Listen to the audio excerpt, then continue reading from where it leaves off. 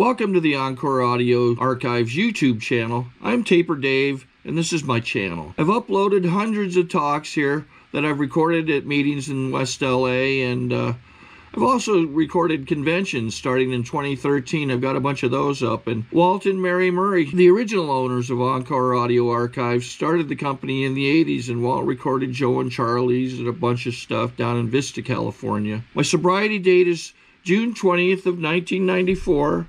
I hope you find something you like, so please like and subscribe to my channel and comment down below. If you want to hear something that I don't have or that you don't see, I'll see that I get it. Anyways, take care and have a great day if you want to. Story. Here's our voice, Mike Culbertson.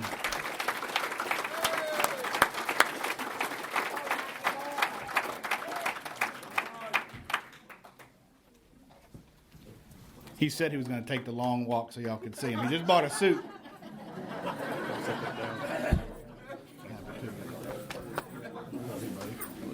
Take care, man. It's all yours. Give me that. Hello, everybody. My name is Mike, and I am an alcoholic. I am 2 years sober today, and I am going to be the voice, and I'm going to tell my story. I am very honored that y'all asked me. This committee asked me to tell my story here. It is a big deal for me. This place right here has been something real special to me. 2 years ago, I didn't believe I would ever feel the way I do right now again. I've got like a hour ride home every day after work, and today, the whole way here, I didn't think about me telling my story for 2 weeks. Everything was cool. And the whole ride here, I told my story to myself, and it came off real well. So if y'all get half as good as stories I told myself, it'll be good. So, but I've been looking. I got a little book for this voice job that y'all gave me, and it told me everything I'm supposed to do and when to do it, what to say before the meetings. And I was reading through that last week and looking at it, and I got to thinking, this is a lot of work, and I don't know if I want to do all of this. I want to maybe just hang out some. And then on the next page, me thanking y'all for asking me and doing this and keeping Alcoholics Anonymous together. There was a grocery list from 1972 or something. And it wasn't that old, but it was old. And, and at the bottom of the list, it says, remember to bring 3 cans of greens next year. And just, there's so much that went into this convention, and I take it for granted a whole lot. And there's people who've been dedicating a lot of their lives for a long time, way before I even thought about it. So I do appreciate that. So let me start with my story. I am definitely an alcoholic. I've been told before that I need to get sober before 8:30, and nowadays I got to get drunk, sober, drunk again, and then sober. So I try to split it up into 15-minute increments. So 8:15, I'm gonna get sober. So for the first time, this is me standing up here right now with all y'all in here is not me. My whole life, I've never ever imagined I'd be able to sit here and talk. My heart's beating a little bit right now, but I'm okay. It's the first 15 years of my life before I had a drink of alcohol, the best way I can describe it was just a hassle. Every minute of it was tough. I just didn't know what to do. I knew there was something a little bit wrong with me. I didn't know what. I knew somehow emotionally I was different from everybody else. I got way angrier, way more sad. I suffered a lot, and it just became normal to me. What Dr. Silkworth says about the alcoholic life becoming normal to us, and before I had a drink, that's just what was normal to me. All through school, I just never knew how to connect with other people. I had friends, and I'd see my friends mingling together, and for some reason they seemed a lot closer to each other than I could get to them, and I didn't know what that was about. I wanted to be close to them. I wanted to have friends and talk, and I just never had that gift of communication. I froze up. I was always scared of people and scared of what y'all were going to think of me. I always just knew that I was going to say something real stupid, and y'all were going to laugh at me. And Public ridicule was a big fear of mine. Still is, so don't be laughing at me. Don't laugh with me. But, you know, and that's how it went the first part of my life. I had everything that I ever could have wanted.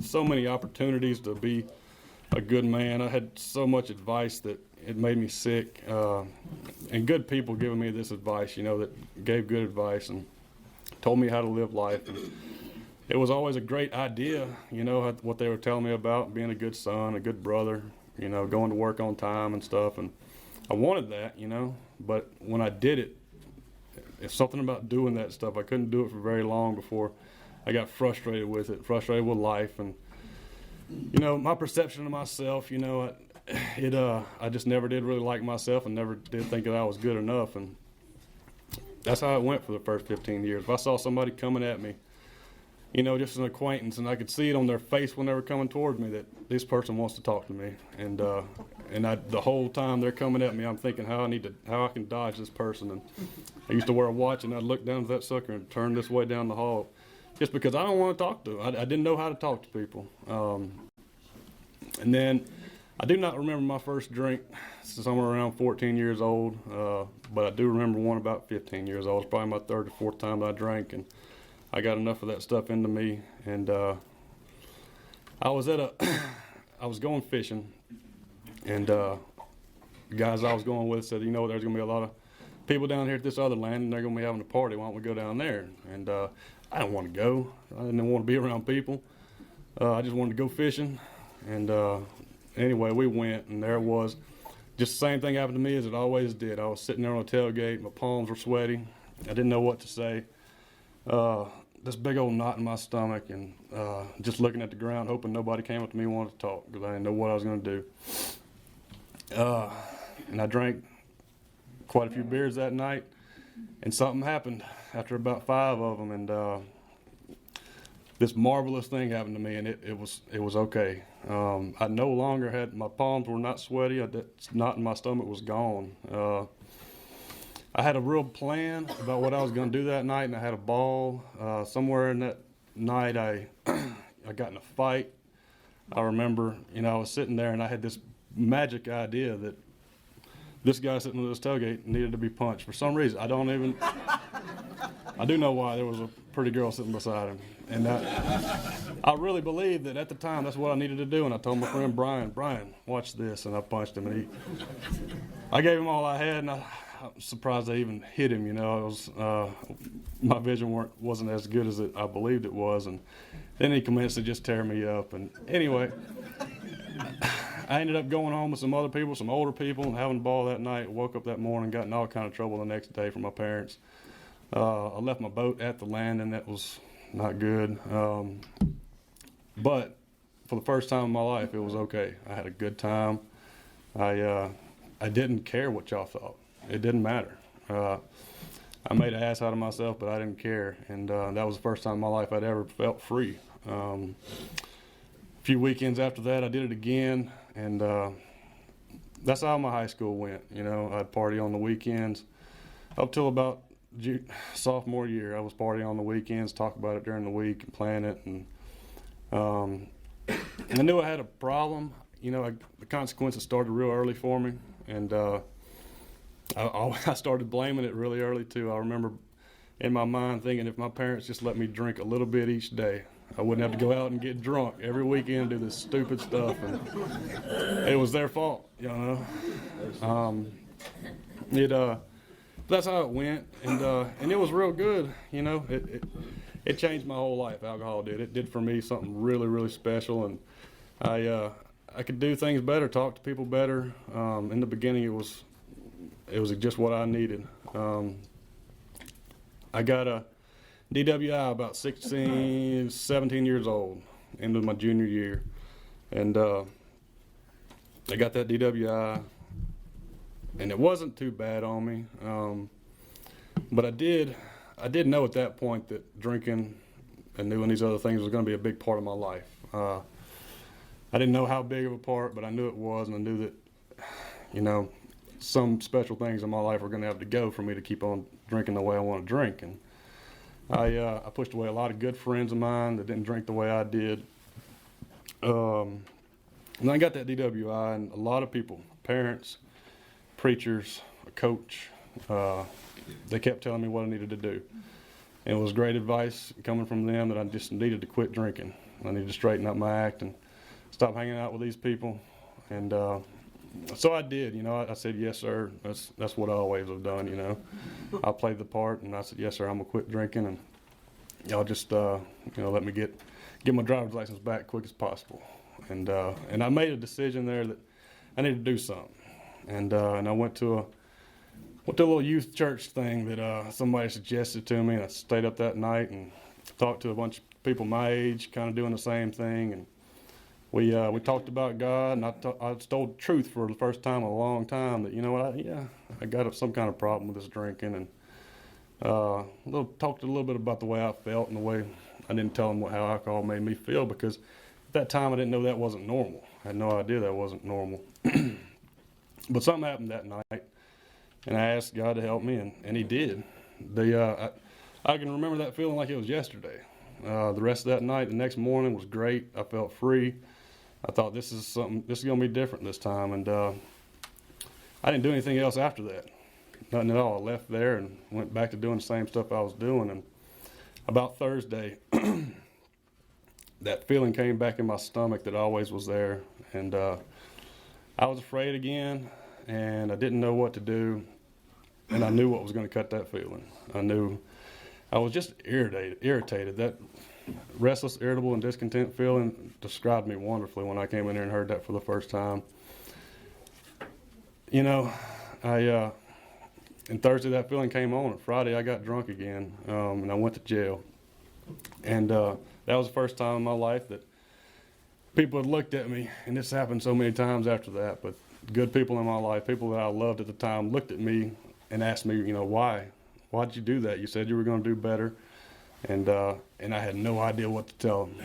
I loved them just as much back then, my parents and the people around me, as I do today, but I just blew up in their face and told them to leave me alone, and I went on and did my own thing for a couple more years. I moved out about that time, and I drank, as much as I could, as much as my wallet would allow me to, and I started doing some other things. About 19 years old, I had totally given up any kind of family life, any kind of normal life. I knew that I was going to have to drink every day for the rest of my life because I couldn't live sober. I didn't know how to live sober. I didn't understand what this was all about, but I didn't deal with any people in my life that were good or thought that drinking was bad for me anymore. And at 19 years old, I got in a car wreck in Corpus Christi, Texas, and a girl was riding with me and her brother. The girl got paralyzed. I was drunk, doing some other drugs, and she got paralyzed, and he got hurt real bad, and I walked away without a scratch. And the only thing I can really remember from that, and this came up a couple months later in Palmetto, and I had no idea how selfish I was and how many, but when that car was upside down, I could hear them screaming. All I could do was reach in that car and try to find these drugs and get them out of there so I wouldn't get in trouble. And you know what? And that's how I was when I came into Alcoholics Anonymous the first time. That's the way I lived. So I had a lot of, y'all can imagine, criminal charges on me for that. And I called my daddy, come help Dad. And he came down to Corpus Christi, picked me up, brought me back to Louisiana. And on some lawyer suggestion, I went to Palmetto. Said, you know what, if you ever go back to Texas and turn yourself in, or they catch you, it'd look good if you went to rehab. So I went on to rehab. 8:15, I'm sober for the first time. Went to Palmetto, and I did not have a clue what rehab was. I did know that at night when I lay my head on the pillow and I don't have any kind of drink in me or any kind of drug, it's a real bad night for me. And I honestly thought that treatment was something for people like me that couldn't sleep at night, and they were going to give me something to keep me from going crazy. And I didn't know what was going to happen at night if I didn't go to sleep drunk, but I knew it was going to be bad. So I went there, and they did give me a handful of pills. I have no idea what they were. And for 98 days, I stayed in there, and I didn't drink, didn't take any kind of drugs.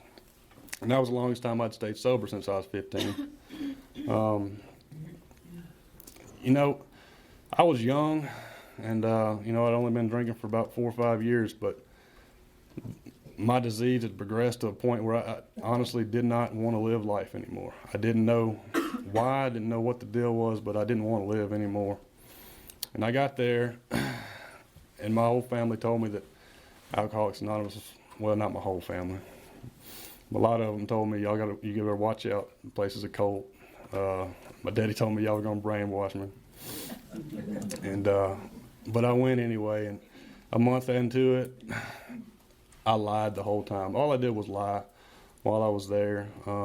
They asked me to tell a secret, and I'd tell them one that never happened before. It would come right off the top of my head. And I had to write papers to people who didn't exist and send them in the mail.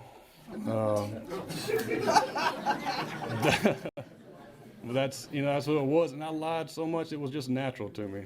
My alcoholic life was all I knew, and that was normal. Just lie. And something happened though, y'all, about halfway through it, and the insurance money ran out, and my dad came in, and he said they had a family there, whatever it was, and I told him I needed to stay. I didn't know. The whole time before that, I wanted to get out of there quick. But I told them I needed to stay, and I told them I'd pay them back, and they did what they've always done. I've had great parents. I don't know what I would do without them. But they paid for those last 2 months. I stayed in there, made a real good friend in there. First person that I ever believed knew what I felt like. His name was Daniel. And me and him became real good friends. And 98 days later, they suggested I go to a halfway house, and they said you can either go to Boca Raton, Florida, or Prescott, Arizona. And I told them I want to go to Florida, and they said send my ass to Arizona. And I got on a Greyhound bus. I went home for like a day. Of course, I wanted to go visit all my friends and everything, and they kept me locked down. And I got on a Greyhound bus and took off to Arizona. When I was on my way out of Palmetto, a guy came in that had been in there before. And he got kicked out, and he was coming back in, and as I was leaving out, and he handed me 2 of these pills that always did a wonderful thing for me. And he said, "Here, you keep these. I don't need them anymore." I put them in my pocket and left out. In Dallas, Texas, I still had them in my pocket, and I really wanted to keep them because I knew I was going to need them at some point. And for some reason, I threw them in the toilet in Dallas, Texas. I didn't really understand what that was all about. I thought it was probably because I thought I might get drug tested when I get to this halfway house. And at this point, I still just didn't want to go to jail.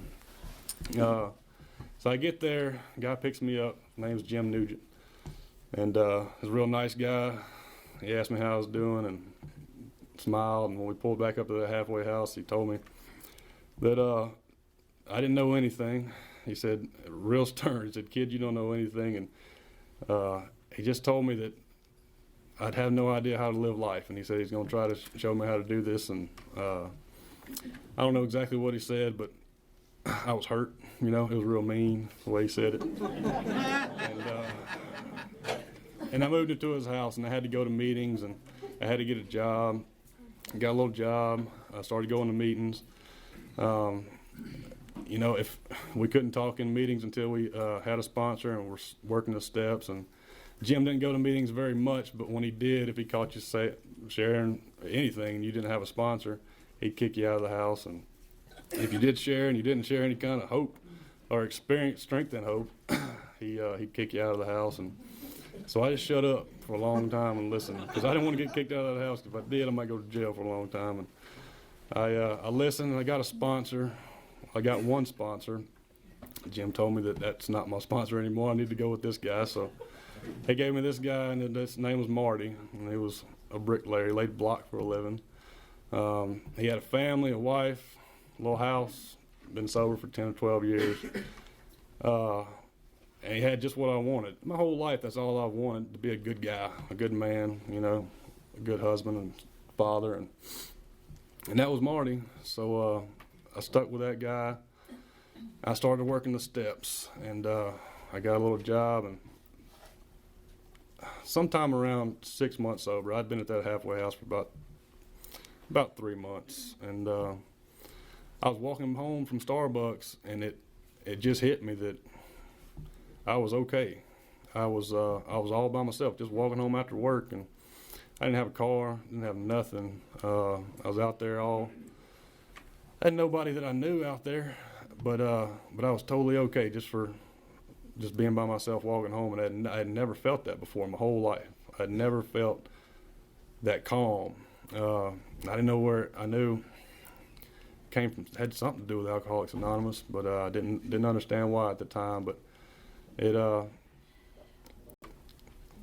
I just kept doing what I was told to do for different reasons, but I did the actions of Alcoholics Anonymous, and I didn't listen to all suggestions. I got into a relationship very early, about the time I was walking home from Starbucks, I think. And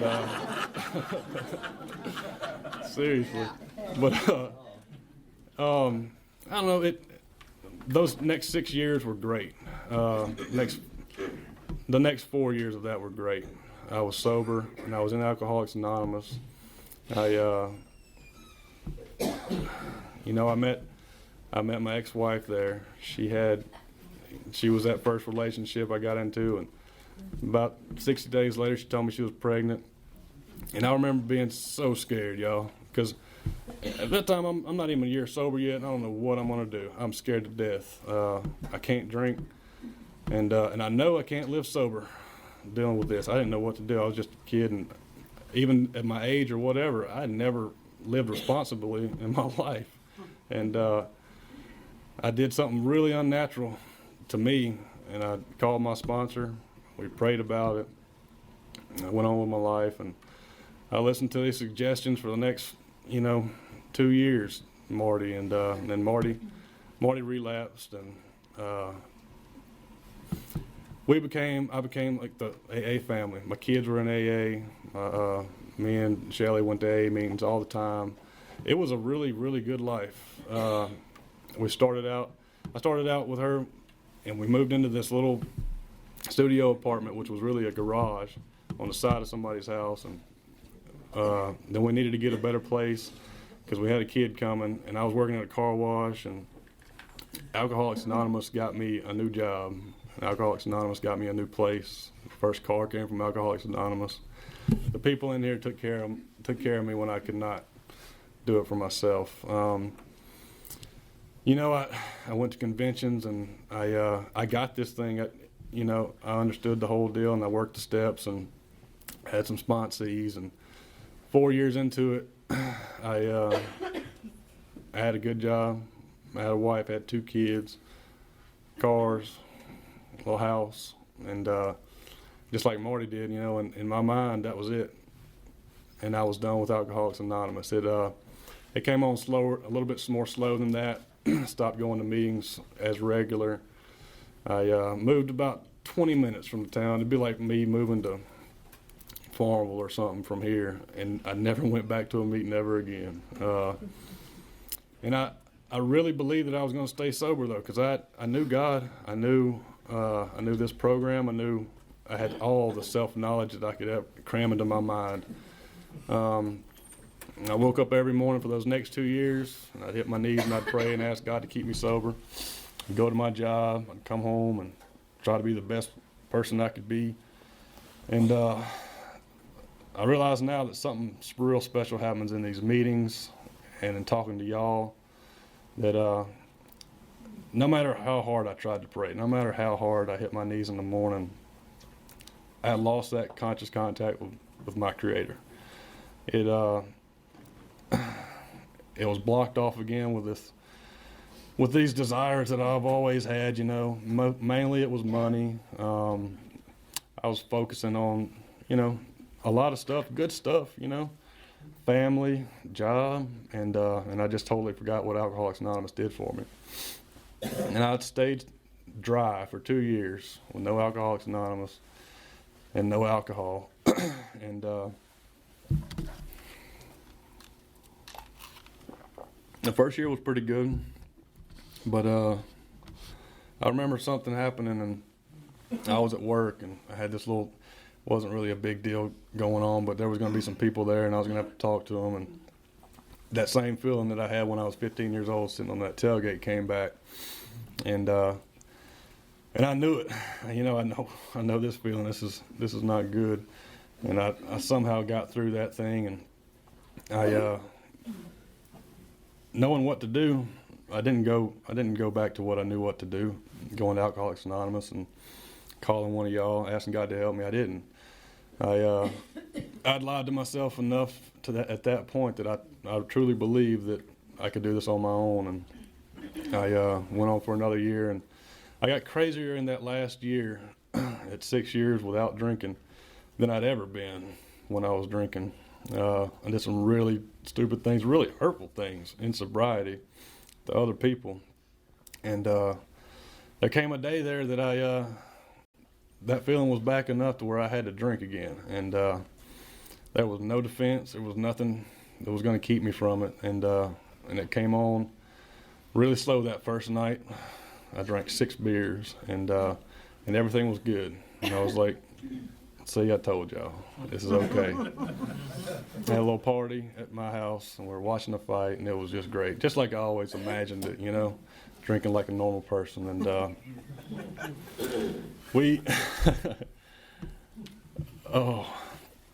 it was very shortly after that. Bill talks about different stages of alcoholism, different types of alcoholics. He talks about R type a lot, and I'm definitely one of R type.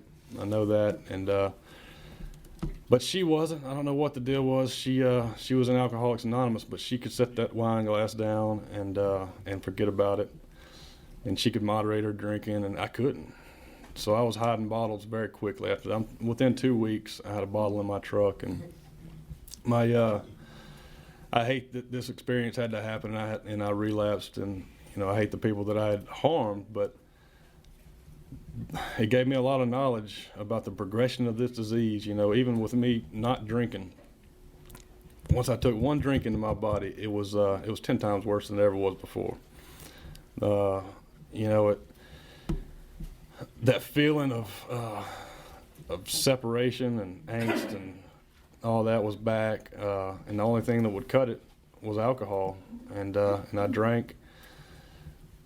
Took about 2.5 years of me drinking to all these things, the good things that Alcoholics Anonymous gave to me. That peace that I felt that day by myself was gone. The material things were gone in 2.5 years of me drinking, and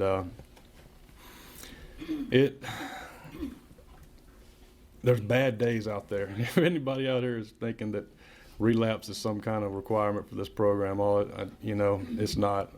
I know a lot of people who came in here and stayed sober and not ever went back out, and I've known a lot that came in, got sober, had the light go off, and then went out and came back. And I've known some people who came in here and went out and never came back. That good friend of mine, Daniel, he moved out to Arizona with me, and for about 3 years, it was great. Best life we ever knew. Talked to him every day. He went to school in Seattle. 2 months later, he died from a direct result of this disease. And I didn't understand that. I didn't know what the deal was with that. That was about the time that my sponsor relapsed, and I started doubting this whole thing a lot. And I was really fortunate to still have some good people around me that cared and told me what the truth was about all that. And so anyway, I got drunk again, lost everything I had. Just the story that every alcoholic that I've ever heard comes in here, and I had nothing at all, and I was beat down. I was 30 years old. She left because I was a drunk. That's the bottom line. She left because I had become somebody that she didn't meet in the beginning. The kids left. And once again, once I got into Alcoholics Anonymous, things got great. And right before that, I didn't want to live life. It was a total change in me. 6 years later, I started drinking, and I was at that point again. I didn't want to live life anymore. Those two little girls that I loved so much, that I used to bring to meetings with me, and I got to see them be born when I was sober. The first time I really knew that there was a God in this deal, and I really felt it and knew it, was me just looking at my little kids, and being sober and being a part of this program. And I packed their bags and sent them on their way back to Arizona. I lived out there for 10 years or so, and then we moved back here those last 6 or 8 months of my drinking, and because I was going to change again, and I had this thing figured out. If I just moved back to Louisiana, it was a desert, and these people out here in Arizona were making me drink. And anyway, I moved back here, and I really honestly believed that I was going to make it work. Alcoholics Anonymous never crossed my mind, y'all. I have a really good ability to lie to myself and tell myself that I didn't need this anymore. And so I moved back here, and I tried real hard, tried the best I could. The only way I've ever been able to control my drinking was with other drugs. And I started taking some other drugs, and I didn't drink. I didn't lose control as much. And but it always went back to it. And like I said, they left, they went back, and I packed their bags, and all I wanted to do was drink the way I wanted to. That's all I could think about. I loved them just as much as I did when they were born, but I couldn't. At that time, I had to drink. I knew I had to drink. I couldn't live sober. I couldn't do that anymore, and if it meant them leaving for me to be able to do that, it was okay. I didn't figure it was going to last much longer anyway, my life. And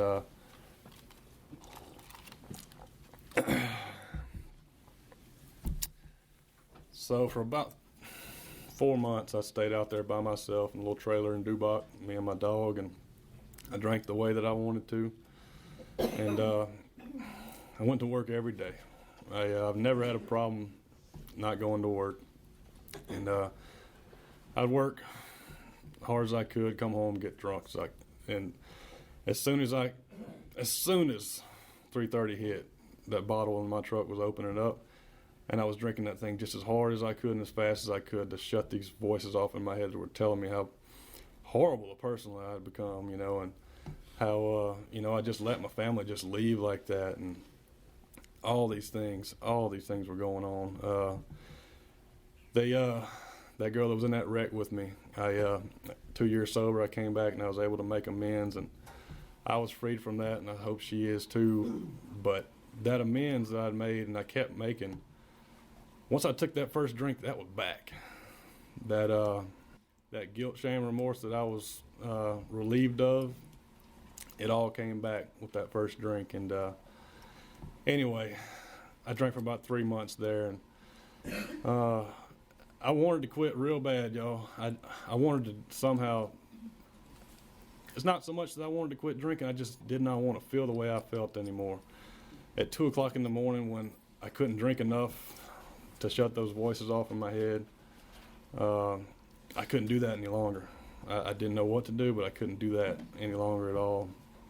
And like I said, I kept going to work, and God put somebody in my life on the job, and every day, it'd been a long time since I talked to anybody that I thought maybe knew what was going on inside of me, maybe knew how I drank and drugged and do things, and I didn't really want to listen to them in the beginning, and I really believed that I knew way more about recovery than he ever would, because the years I spent in Alcoholics Anonymous, and his story was a lot like mine, and every day he would ask me how I was doing, and tell me a little bit about his story, and I'd get allowed to leave work on a Friday. I'm not drinking this weekend. And I'd come back on Monday, and you'd see it written all over my face, this shame, and it was bad. I'd come to work shaking in the mornings, and we alcoholics can win the confidence of each other like nobody else can. You know, anybody else seeing that going on, I think got fired. One day, this guy told me to go out to my truck and do what I used to do, whatever it is I do out there to make that shaking stop. And like I said, for the first time in a long time, I knew this guy. He knew what was going on with me, and he seemed kind of happy. So I tried to stay sober, off and on, off and on. I'd get drunk, I'd relapse, and I had another DWI there at some point. I had a lot of those. I forgot to tell y'all about some of them, but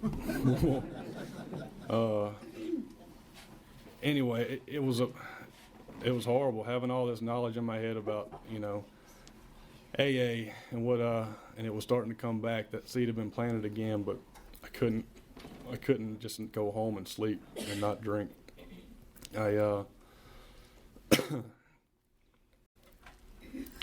It was one night, I think it was like a Sunday night. I was in my kitchen and all by myself. I was sitting there drunk as I could be, as physically drunk as I could be. I couldn't get up off the floor, and all that stuff was in my head. All the bad things I've done, all the stuff I had built up and broke down, and it was screaming real loud, and I couldn't stop it.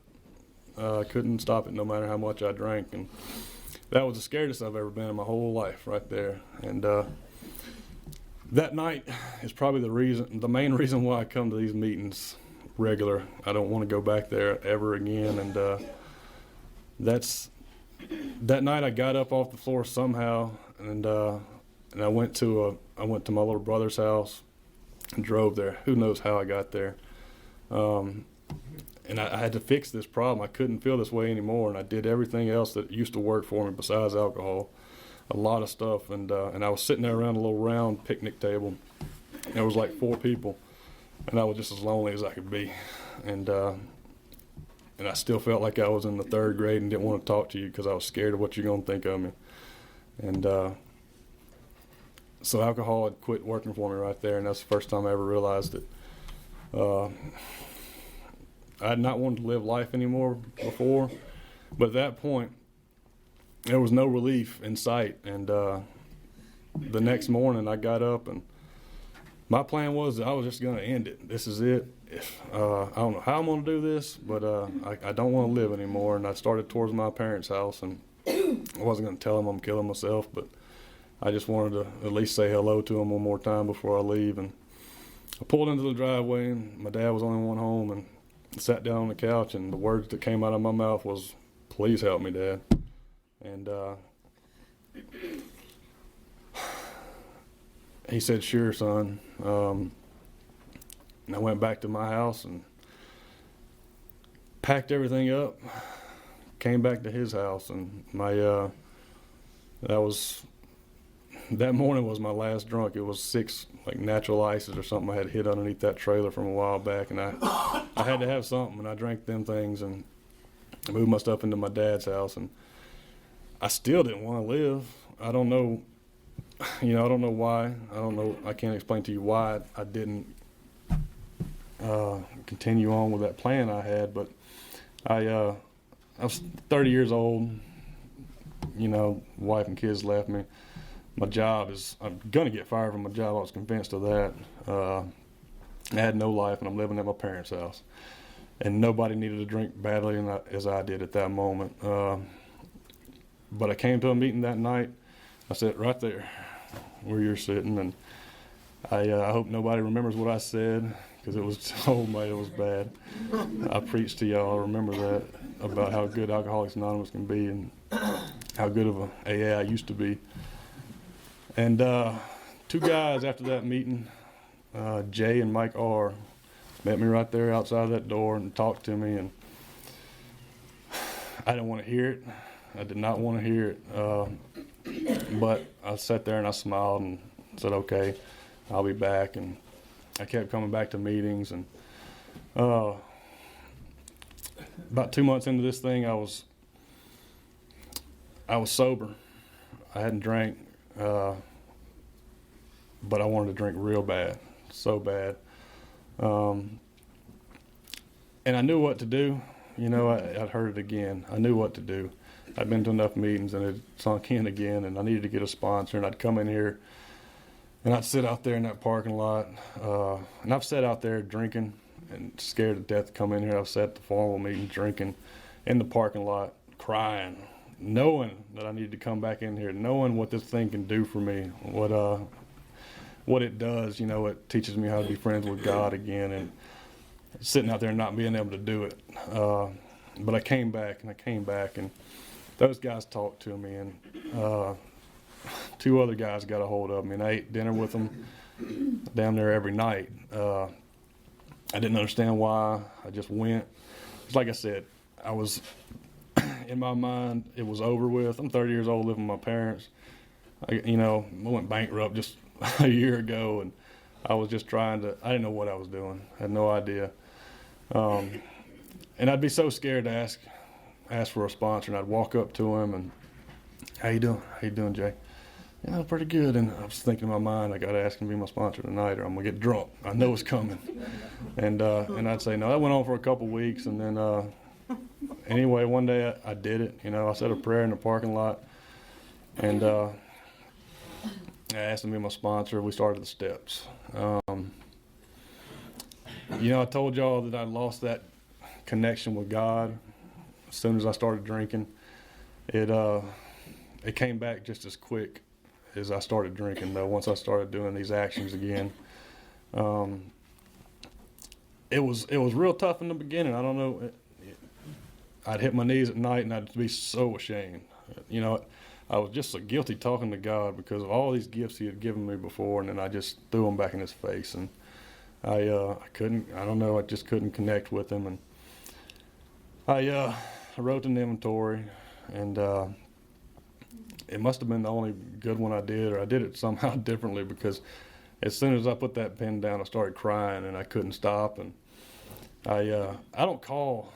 It's not easy for me to call people, sponsors, and ask them for help, and it takes everything I got to do it, and not so hard now. But I picked up that phone and I called him, because that was a horrible feeling. You know, it was right there on paper what I did, and I said, I got to do this thing now. It was like 4th of July or something. We had a party up here, and after that meeting, we went back to his house, and I did my 5th step with him, and you know, I'd never told anybody all those little dirty things I'd done. You know, I don't have a problem telling you how many times I went to jail, you know, how many fights I got in or anything like that, but I admitted, you know, that I blamed everything on everybody else, you know, especially my family and her and that job, and you know, first time I admitted to somebody else that it was me. You know, everything that ever went wrong in my life was because of me, and me making decisions on the way I was going to feel at that time, and I admitted those things to him and God. And that night, for an hour, I sat with God, and I'd never. Even, you know, years ago when I was doing this thing, I'd never felt that close to God. I don't know exactly how that happened, but it was through taking these steps. And I sat there, and it was that feeling that was in my chest for my whole life, just this tight feeling, it was gone. And for 1 hour, I was okay with God, and I was okay with y'all.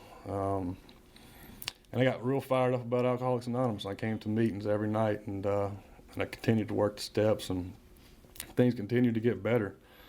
I made some real good friends in here, in this program, in this room.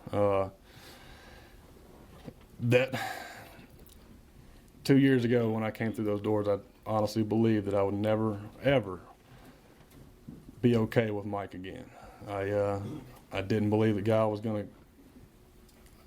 I didn't believe God could get to me.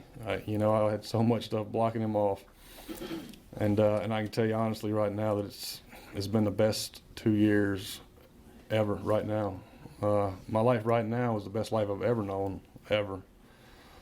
The best part about that is that on a normal, regular, every day, like a Tuesday or a Wednesday at 2 o'clock in the afternoon, you know, I'm okay. I'm at work or wherever I'm at, I'm okay. I got this calm feeling in my chest now that I know that as God has come in because of working these steps, and I do not have to. I don't feel that separation from y'all anymore. I don't feel that thing that used to come inside of me that I had to take a few drinks to cut. It doesn't come anymore. And when it does, I say that, you know what, it does come. It does come. And but I know what to do now. For some reason, I've become willing to do it. That first year, you know, material things have always been big to me. They still are a little bit. But I'd lost a house and I went bankrupt, and that wife and those two pretty little kids were gone back to Arizona, and I didn't believe I could stay sober. I didn't have a clue, but it did. I was so angry with her. Some of y'all know it's because I blamed everything on her. You know, I made amends to her. Gritting my teeth the whole time. Didn't want to do it, but I did, and I told her exactly what my part was in it, and I had to write it down so I wouldn't screw up, because every time I get on the phone with her, it turned into a fight, and I did just like my sponsor said, and I became free of that. You know, I come in here and I start doing these things, and my life changes. It did before and it did now, and I believe it always will. It's going to get better. But it's just amazing to me that, you know, the first summer I went out, or first Christmas I went out to visit my kids, and that was Christmas time, so whatever. Just 6 or 8 months before that, I sent them packing, you know. I was ready to end my life. This thing sucked so bad, life did. And I was able to go out to Arizona and visit my kids, not because of me, because of this program, Alcoholics Anonymous, and what it is. I went out there and visited them, had a great time. On the way back, I was in the airport, and however long I was sober, 6 or 8 months, I don't know exactly, but that feeling was back again, you know, of how I just, you know, I wasn't a very good dad. I wasn't a good dad at all there for a few years, and that guilt, shame, and remorse was on me real heavy. And that hotel, that airport bar was there, and I could see it, that vodka bottle sitting up there, and I thought to myself, nobody would know. Just a few drinks that I got to cut. I want to cut this feeling so bad, and my phone rang. It was one of y'all that I don't even really like. And, but I listened to you talk about whatever it was, just life, and you said, you know what, we're glad you're coming back. We're happy to see you. And I hung up the phone, and the bottle still kind of looked good. But for some reason, with that phone call, I remember what I was supposed to do, and I called my buddy Chad, and I talked to him for a second. I told him what was going on, and I asked God to remove it. And then I started helping somebody else out there in the airport. Something real simple. Picked up some trash that wasn't in the trash can, and got out of myself, and my flight was called, and I came on home. That's happened to me a lot, you know, in those first months. The feeling that alcohol used to give me, that magical, wonderful feeling that used to just make everything right, I get the exact same thing here in Alcoholics Anonymous. It took a lot longer to come on, but when I'm willing to do what y'all tell me to do, it comes, and it's great. You know, the reason why my kids are coming out this summer is because of Alcoholics Anonymous. It is a direct result of a lawyer and a pharmacist taking me out to dinner every night, you know. It's the truth that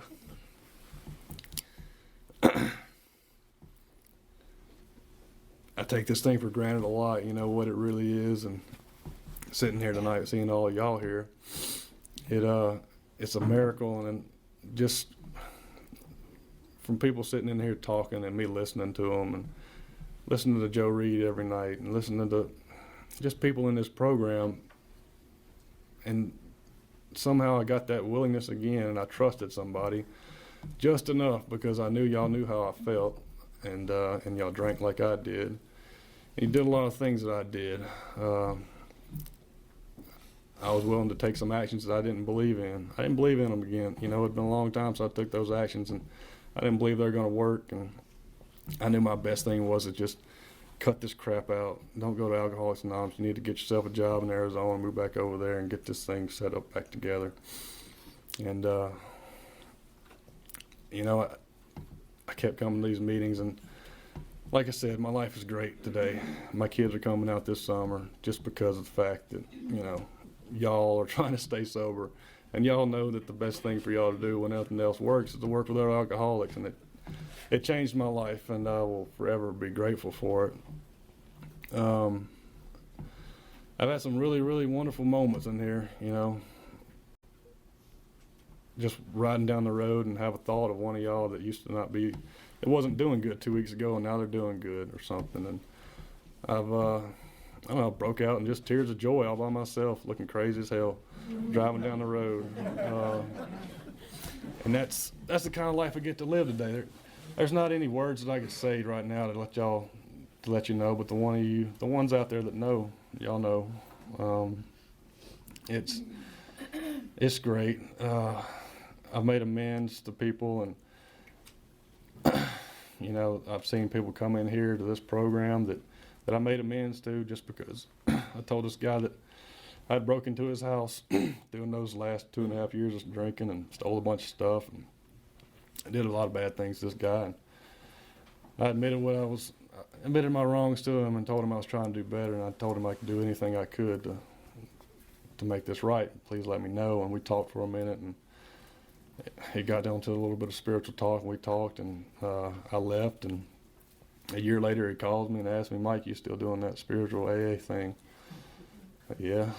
And he came here and he did real well for a while. I'm not sure where he's at right now. I hope he's doing good, but just the realization that, you know, if anybody else, you know, hears anything from my story or the stories that we all tell, you know, we might not get sober forever and stay sober, but if it stops one night of, you know, somebody screaming at their kids, or, you know, one night of somebody else getting into a fight with somebody else, it's worth it. You know,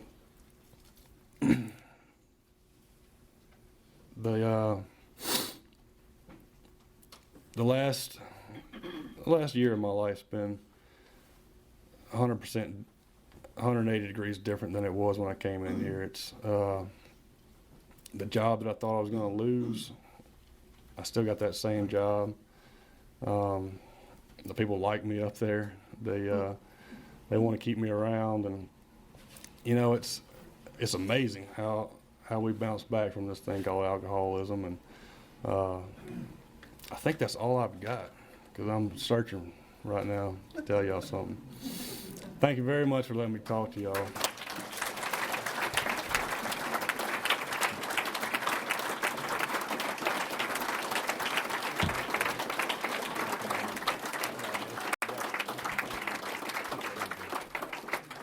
I think we got a great talk going on here. Thanks for watching the channel. Taper Dave here.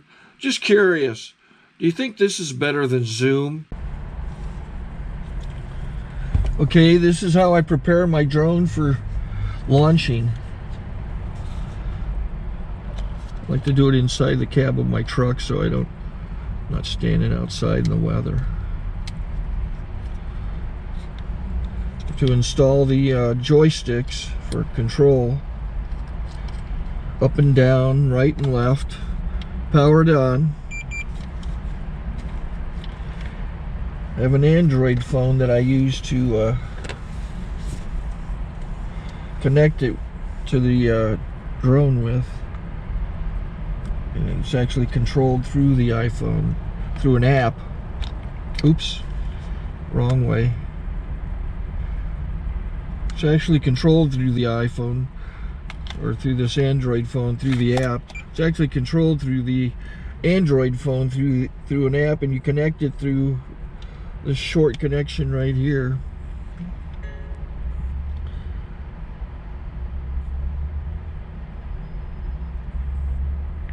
Remote control connected.